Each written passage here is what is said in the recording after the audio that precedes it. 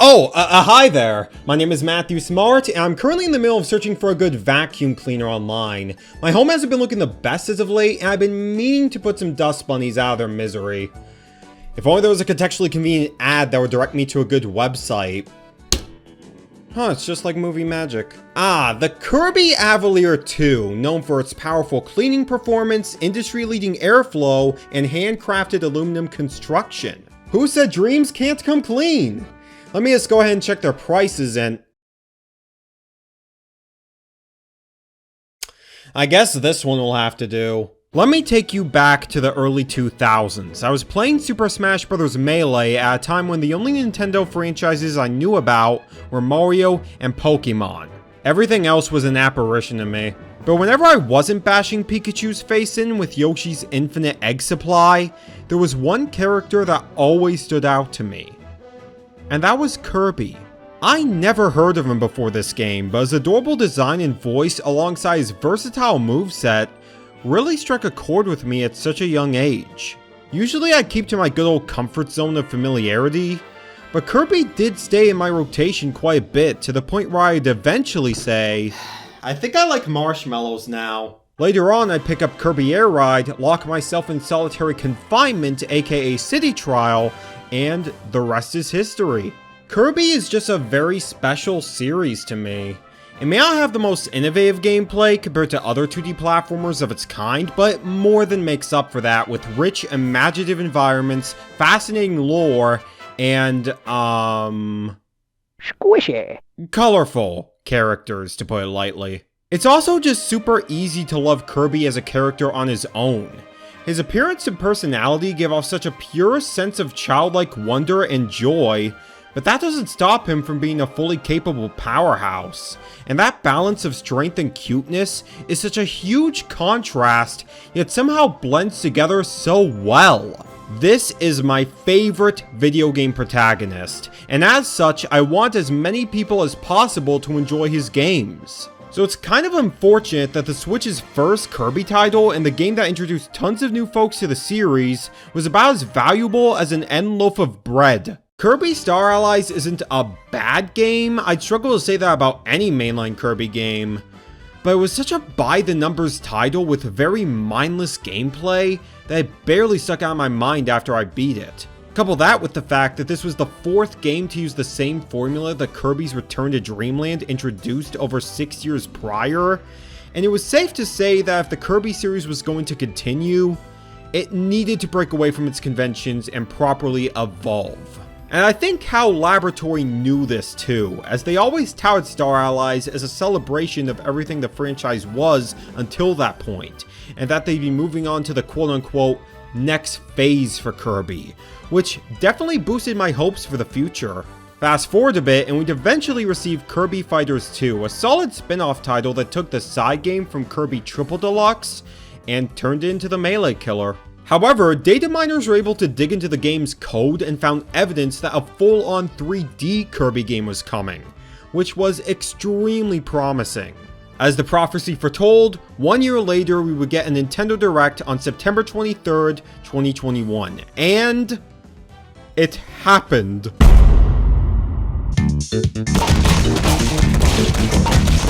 Oh boy, can't wait to see 10,000 new anime games during the new Nintendo Direct. Let's go!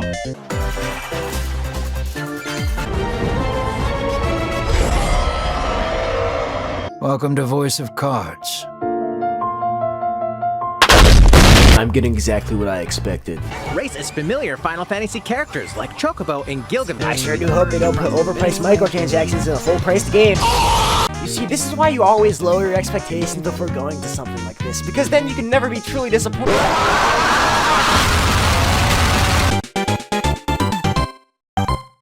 After 30 years of existence, Kirby was finally properly jumping into the third dimension with Kirby and the Forgotten Land. We have seen Kirby experiment with 3D in the past. To give a few examples, Kirby's Dream Course was a very unique golf game played in a top-down perspective.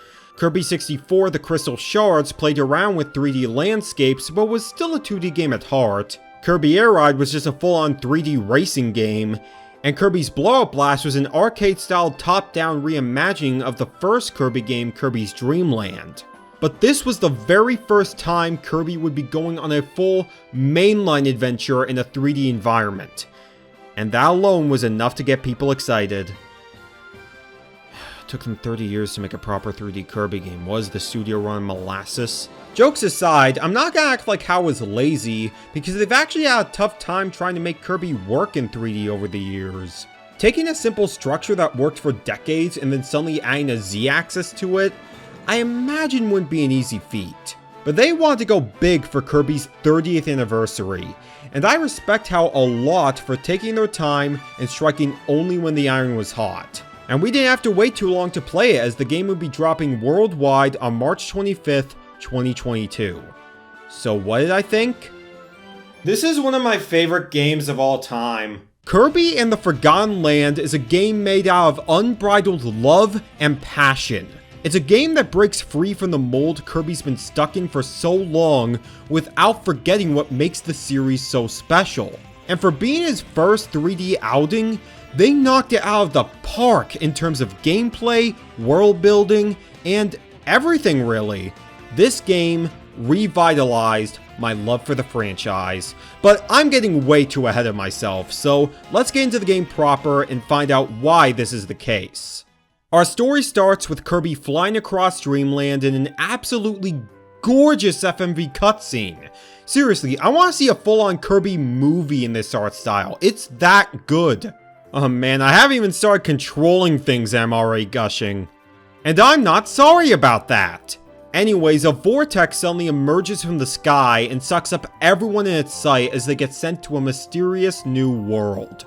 It's a cliche way to send a character somewhere else, but considering Kirby games frequently deal with the concept of space, I think it works. Shortly afterwards, Kirby wakes up at the arrival point and has no choice but to explore what lies ahead, thus giving you full control. Okay, first off, I have to point this out. There's a command on the D-pad that lets Kirby say hi to you. I don't want to hear any debates, this game's already perfect. Throughout this tutorial level, you get a really solid grasp on the world you'll be exploring and just how foreign it feels to the Dreamland you know, until you eventually enter a building and swallow up a pack of dogs and a rusty car. You know, I was wondering why DeviantArt stock rose so much that day. You'll spend some time driving around with the car all Demolition Derby style until you smash down a bridge when a radio turns on and starts playing the game's official theme song. Say that you a lesbian, girl, me too. Wait, no, that's not the one.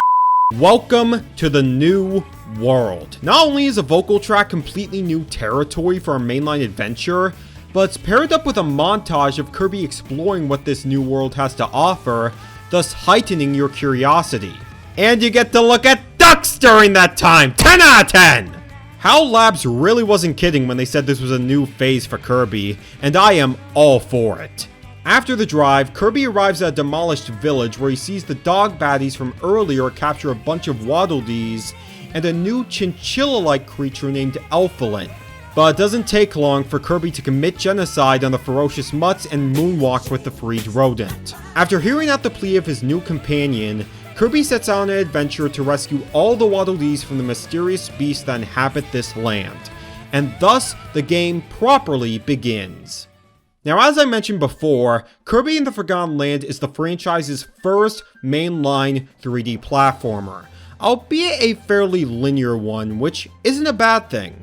I see a lot of people compare the structure to Super Mario 3D World, but quite frankly, I really don't think that's a fair basis for comparison. 3D World is very arcade-like in its level design, mainly focused on sending you through tightly packed, fast-paced obstacle courses, rather than a cohesive world to explore. No, I would compare it more to something like Sackboy: A Big Adventure on PlayStation.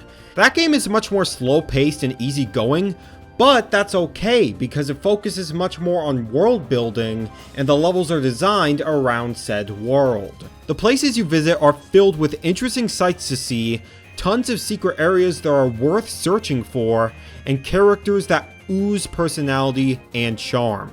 And Forgotten Land follows this design philosophy, which I think was the best way to bring Kirby into a 3D space. Kirby games have always excelled in their atmosphere, and it makes sense to have that be the core focus of the adventure.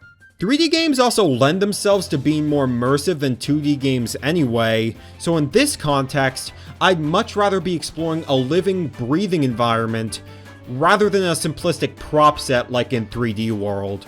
Don't take that the wrong way, I do think 3D World is still a good game with some solid ideas of its own, but this style of 3D just works for Kirby way better, and creates the potential for a much more memorable journey.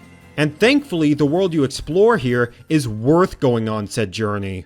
The Arrival continent is essentially an abandoned post-apocalyptic planet that's been overrun with wildlife. But it's not all a depressing doom and gloom scenario, the world is still bursting with life and personality around every corner, which is really refreshing for a post-apocalyptic setting. Even though most of the levels fit the generic platformer mold like grass, ocean, and snow, this consistent theme helps to give the stages far more of a greater purpose and a reason to exist.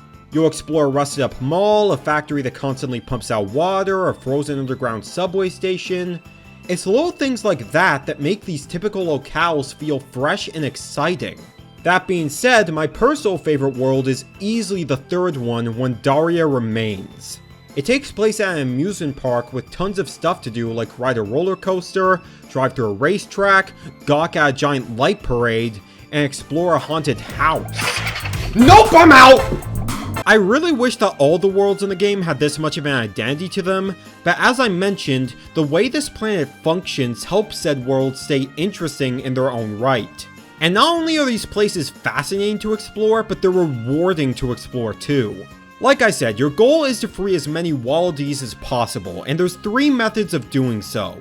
The first is simply just beating a new stage, as you'll automatically save 3 of them then and there. The second way is to search every nook and cranny of a stage and find them all locked up in their cages. But the third method requires you to complete various missions that are predetermined for each stage, such as finding a certain number of a specific object, discovering a super secret area, or clearing a segment in a more challenging way, like not touching ghosts or falling into water, just to name 2. There's even one where you have to guide a bunch of lost ducklings to their mama. Gosh, I just want to jump into this game and hug it. These objectives add so much replay value to the adventure, and give me much more of a reason to want to see everything a level has to offer. They also aren't cryptic either, there are only a couple of times where I had to look up a guide to know where to go, but I'm sure I will figure out the solutions in due time with a more watchful eye. And hey, if you don't find a solution right away, the game will reveal one of the objectives to you after you clear a stage so that you're not left in the dark, which is super convenient. Above all else though, the reason I love these missions so much is because I get to save so many adorable creatures while doing so. You can shove as many inanimate objects of power down my throat as you want, but they will never compete with rescuing silly little apple juice enjoyers like Waddle Dees. I will be there in a jiffy to make sure they're okay. Hello? Hey Matthew, this is your brother. I got into a car crash and I'm currently in the hospital with 6 broken bones. Oh, I'm sorry, buddy. I hope you get better. Aren't you gonna come see me? No, that's your burden to bear.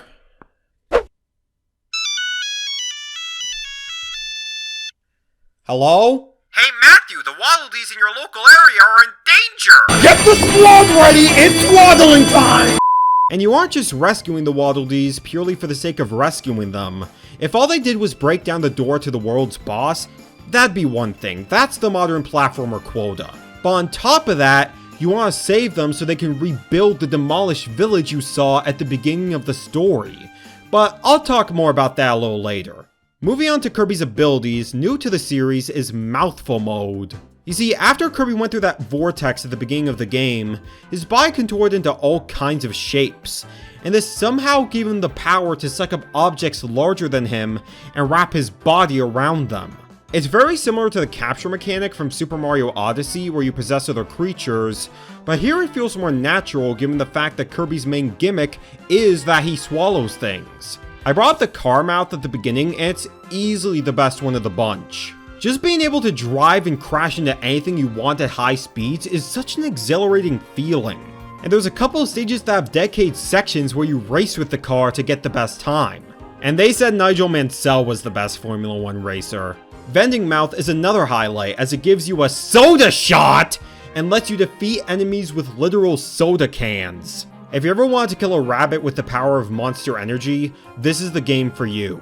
Water Balloon Mouth, well now DeviantArt stock is higher than Facebook, is good for keeping the overgrown environment as squeaky clean as possible. And Ring Mouth not only looks amazing, thank you everybody, I'll be here all week, but it allows you to blow giant gusts of wind, which is not only great to get windmills running, but is also super handy when you're traveling on a boat! The other modes are fine, but they're much more situational, mainly used to either solve puzzles or just take you from one area to the next. They're not really stuff I'm excited to use, more so stuff I have to use. But even so, this is a really great concept for a gimmick, and works perfectly for a character like Kirby. And of course, we have the copy abilities, a staple of the series ever since Kirby's Adventure on the NES, allowing you to take down your enemies in much more creative ways. And cheap ways, depending on who you are. The abilities that most people would think of first when they think Kirby, like Sword, Fire, Ice, and Bomb, are all here and accounted for, and they all work great in a 3D space. But there's also two new copy abilities that feel like they were made with 3D in mind.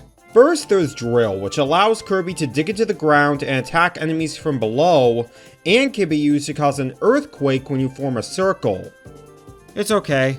The other ability is Ranger, which gives Kirby a blunderbuss and is great for sniping enemies from afar. I really like this one since it allows you to get some good damage without risking close encounters. That being said, I do kind of wish there were more abilities to play with. Unlike many of the earlier Kirby games, which had an average of around 25 abilities, this one only has 12. Heck, technically 10 if you don't want to count Sleep and Crash. What's here is awesome, don't get me wrong, but once you get to the second world, you've seen every ability that you're gonna get, and you'll likely just stick with the 2 or 3 you find the most practical by the end of the game. This also has a bit of tedium later on as you'll encounter mini-bosses throughout the stages that give you a specific ability after defeating them, and because of the smaller pool of abilities, you'll encounter some of these bosses multiple times, and it can get kind of boring after a while. However, despite my grievances with the lack of abilities, there is something that kinda makes up for it. By searching around the stages, you'll encounter blueprints that will actually let you evolve your copy abilities to become even more powerful, which is another series first. But that does come at a cost of star coins that you collect throughout the stages, as well as rare stones. But how do you get these rare stones? Well, introducing Treasure Road, the key to all happiness. As you play through the game, you'll start seeing portals pop up on the world map, and these take you to bite-sized challenge stages that test your skills with a specific copy ability or Mouthful Mode, and completing any of them will net you a rare stone. These are 100% optional, you don't need to play a single one of these stages in order to beat the game, but if you want to upgrade your copy abilities, you're gonna have to play a good amount of them. I really enjoy these stages as they encourage me to use the skills I learned in a more fast-paced environment, and they also act as a nice distraction from the main game. And some of these stages demand a lot from you if you want to go for the target time, but all you get are a couple of extra star coins for it, and they don't affect your completion percentage anyway, so I prefer to actually have fun with these. Plus, getting all the rare stones to upgrade your abilities is so worth it. You'll head to a weapons shop where you'll encounter a dusted up Waddle Dee blacksmith. Just saying that alone makes me so happy. He'll use his tools to craft your evolved abilities, and not only do they look really cool, but they have far more practical uses. For example, Bomb just lets Kirby throw an explosive bomb like normal, but Chain Bomb will allow you to connect multiple bombs together to give the attack far more range. And the final form, Homing Bomb, will have the bomb move on its own towards the nearest enemy and explode on impact. There's lots of cool upgrades like this: Dragonfire, Toy Hammer, Pencil Drill, Storm Tornado, Space Ranger! Bro, let's go! Buzz Lightyear, the world's greatest superhero, now the world's greatest! Heck, they even made sleep useful as it spawns you a bed to fall asleep in, and when you wake up, you'll get a random stat boost. If that happened in real life, I'd definitely be a more functioning member of society. This upgrade system makes these series staple abilities much more exciting to use now, and if you don't like an upgrade or think it makes the game too easy, you can revert the evolved ability back to its original form at any time. It's your choice. This is a wonderful addition that I'm surprised I didn't think of sooner, and I really hope that it comes back in future games. And this weapon shop is just one of the many places you can visit within Waddle Dee Town. Alright, time to finally talk about God's Gift. As previously mentioned, the Waddle Dees you save on your journey all come back here to rebuild this town from scratch. The more Waddle Dees you rescue, the more lively the town will be. And from here, you can evolve your abilities like I just said, as well as buy useful items, play simple mini games, fight bosses in Coliseum battles, watch previously viewed cutscenes, listen to the game's soundtrack, which is filled with bangers, bet your money on capsule toys, which you can find in the main levels as well, and rest up all nice and cozy in your own home.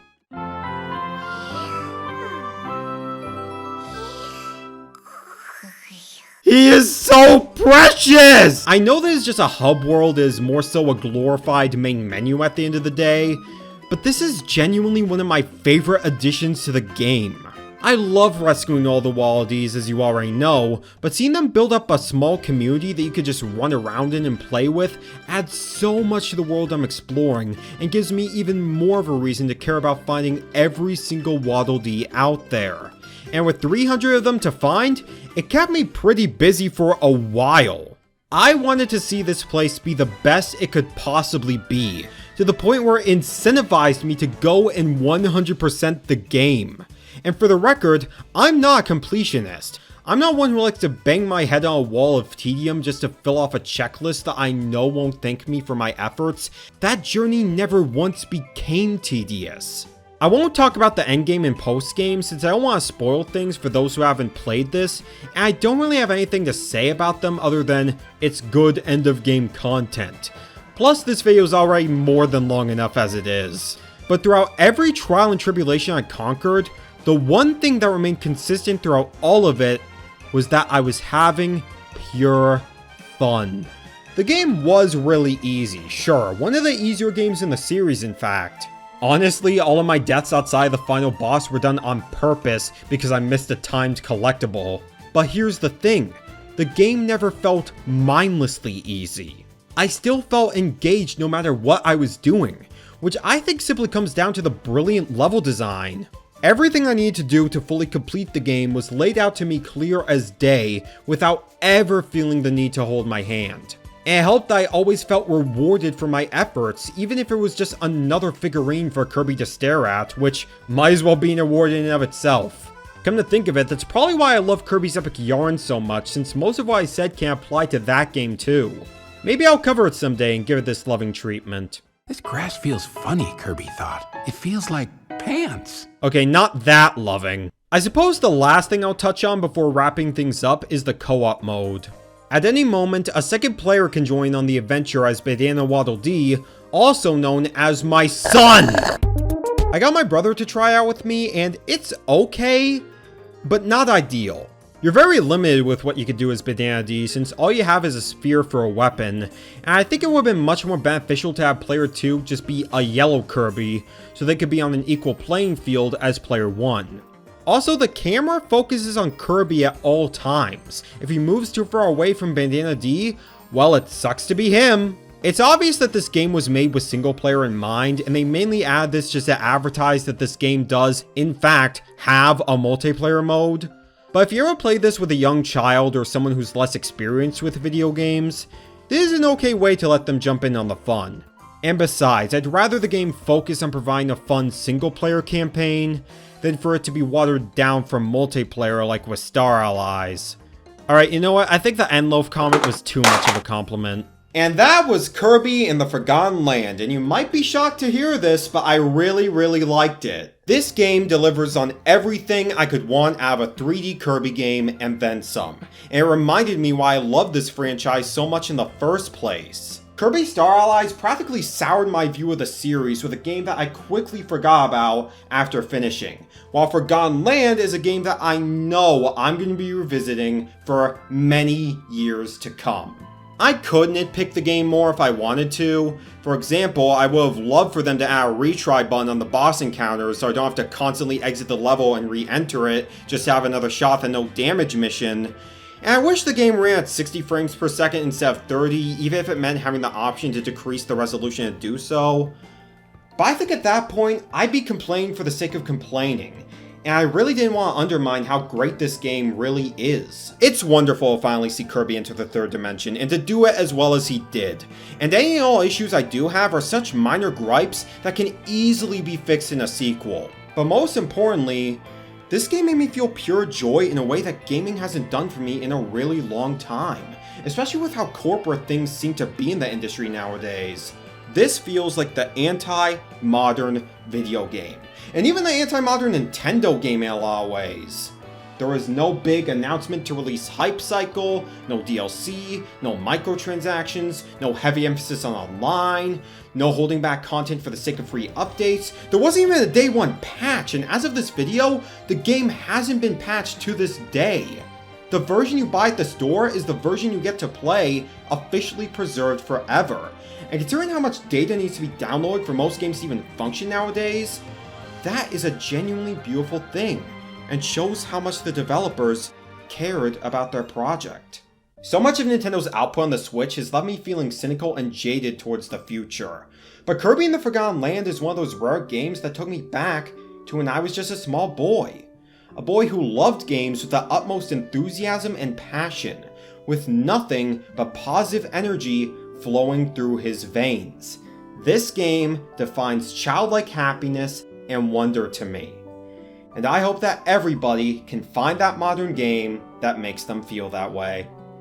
If you've never played a Kirby game before, this is a phenomenal place to start. It's such a perfect package in terms of both world building and gameplay in a way that pushes the series forward while still keeping true to what makes Kirby, well, Kirby. I get that easygoing platformers starring cartoonish mascots aren't going to speak to everyone, and hey, there's many beloved series that don't click with me either. But that makes every game that does stick that much more special. And for the rest of my life, I will hold this game as a gold standard for what modern games should strive to be. Everyone at Nintendo and HAL Laboratory should be proud of what they accomplished here. And I am more excited than ever for what they cook up next for the pink puffball. Keep on smiling, Star Warrior. I'll be there every step of the way.